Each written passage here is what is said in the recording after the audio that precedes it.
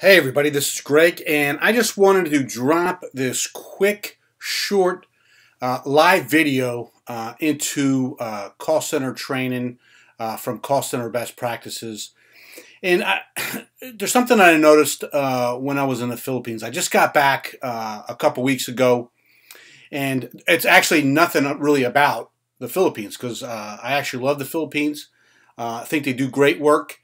This is actually something that I noticed by an American-owned and operated contact center there, a sales center in the durable medical equipment sales process. But what I noticed is they treated their people extremely poorly. And when I first got there, I originally thought, oh, this is something going on between the American management and the Filipino team leads and call center agents. But in actuality, it was the leadership there actually treated anybody terrible below the director level. And I went in there to help them with sales, but I just noticed that they really approach things from a negative perspective, and anybody that was thought outside the box to try to make things better, they were considered the highest nail, and they felt that the people there or whoever was talking about those ideas needed to be hammered down into place. So it was a very interesting environment, and what brings up my thought is, or not my thought, but my belief about positive leadership and why it's important to have some. What you see on your screen right here is something I put together. I did some research on online, and I found, and what I really found is a great article in the. Let me change out pens here so I can show you and draw this. We'll see if I can't do this. The Harvard Business Review, if you see that right there, it's about the proof that positive work cultures are more productive. And it's interesting because I found some very interesting information regarding this. Let me see if I can't get down and show you some of the stats. So if you look at this, so what I notice is that what positive leadership does, it always increases employee engagement, okay? And employee engagement is huge. But if you look at this, if you look at some of these stats, like if you look right here, revenue growth. So basically what this chart is telling you, that if you have more than 50% of your workforce engaged through positive leadership, that are engaged in their job and doing what they do, those firms are 84% more likely to be profitable, and the ones that have less than 50% are 69% likely to have revenue growth. And this follows the same chart. If you see this on customer retention, 88%, which, you know, it's very expensive to acquire a customer these day and ages. So this, if you think about it, doesn't this make sense that you would want to improve employee engagement? And there's no better way to do that than through positive leadership. And look at this, average sale was 59% with over 50% employee engagement, and it was 42% with less than employee engagement. And the profit margin, this is huge. This is a huge gap. Okay, so if based on the survey through the Harvard Business Review, if your teams were more than 50% engaged, you had a higher profit margin than the less than 50%, which shows about a 53%. So those numbers are pretty huge and really important. So let's continue on. I just want to share a few more things with me. Sorry, this pen, I'm getting used to this pen. This is interesting. This chart is really interesting if you think about it. So when you have kind of a negative environment and you don't have your leadership focused on the positive things, these plague call centers big time. All right, so if you look at this, 37% increase in absenteeism. Terrible. A 60% reduction in quality and increased customer defects.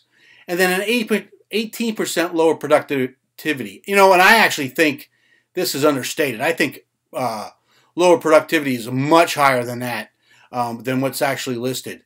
But, you know, I hope you're seeing the benefits of being a positive leader in your organization. So if you're a team lead or you're a supervisor, even an operations manager, and, you know, to tell you the truth, if you're watching this and you're a director, a VP or higher, you really need to pay attention to this stuff because, yeah, you know, when things are going well and you're making money hand over fist, and that was the attitude with these Americans in the Philippines. They felt that people were expendable. They didn't care about people. They were ruthless in this fact, but they were doing it because they were making pretty good money at the time.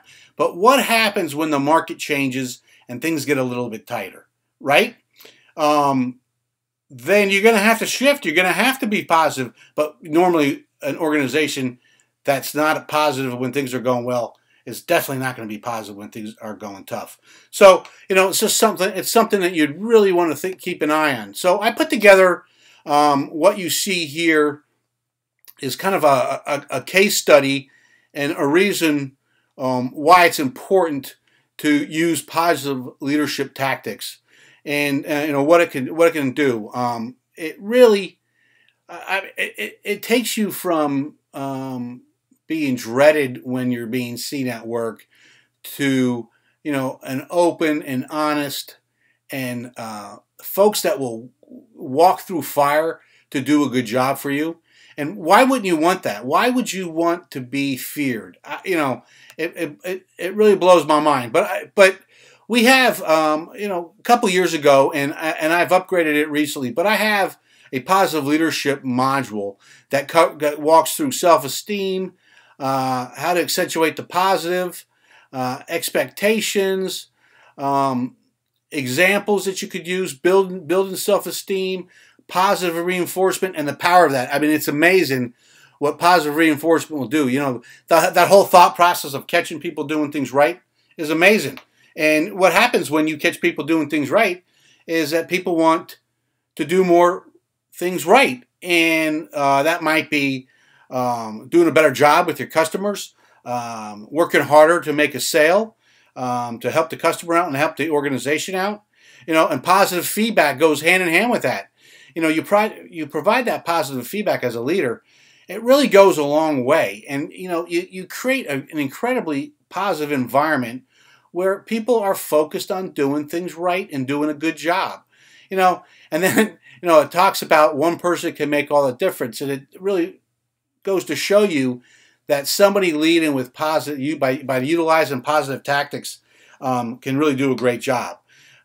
Using recognition for positive results. You know, some of this stuff is not rocket science, but for some organizations, they just don't seem to get it. Now, if you're in an organization and you see some negative things occurring, you know, all you can really control is yourself and what your team's doing. And you can focus on the positive and focus on rewarding positive behavior, and you can focus on giving that positive feedback and that positive reinforcement. And that can slowly start changing, and you're going to be seen as a rock star within your organization, and people are going to be wondering why. But your team's going to know why, and eventually it's going to get out. So if you're new to this, if you're new to leadership, really understand that you want to focus on being a positive leader and a positive force in your organization. And to me, there's really no other alternative, honestly. So anyway, I'm going to put. I want you to come look at this information because I have a lot of good charts and graphs of information I pulled. from my personal experience, as well as from some very reputable references, such as the Harvard Business Review. But when we rolled out some of this module to our teams, we showed a 100% success rate. We had a 75% reduction in attrition, and that kills you because, you know, not only is there the direct financial impact, but there's an indirect financial impact. And, you know, when your attrition's going up, you're not creating tenure. And tenure is what really helps drive performance. The better the person is at their job, i.e., normally it's because they've got the experience and they've been there longer. The better they do for whatever KPIs you have, whether it's you know, your service level, quality, sales, customer retention, whatever. We had a 75% reduction in attrition, which ultimately helped us improve in all those other areas. And then we also saw a 65% improvement in attendance.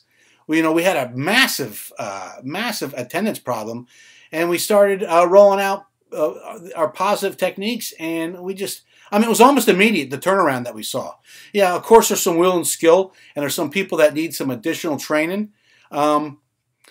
But that's better approaching it that way and say, all right, listen, you're having some challenges, and these are the areas of your challenges. I'm going to give you some additional training to get you where you need to be, rather than focus on, you're not doing this, I'm going to get you out of this. I'm going to get you terminated and get you out of here.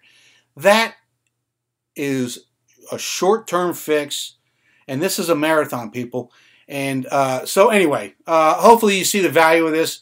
But I'm gonna put on this live video, I'm gonna put the link to this page where you can come here and look at the statistics and look at some of the things that are offered in this module, and hopefully you'll check it out. Here's a lot of positive feedback we're getting.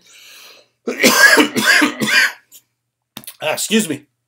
So anyway, I'll leave you with this note. If you're in a leadership position or you want to become a leader, then you need to focus on being a positive influence in your organization. So hopefully you found some value from this. Do me a favor, check out that link. If you're watching this on YouTube, on a live YouTube, do me a favor, subscribe, like, and share. And if you're watching this on Facebook, do me a favor, go ahead and hit the like button. So we'll talk to you soon, and thanks again. Bye.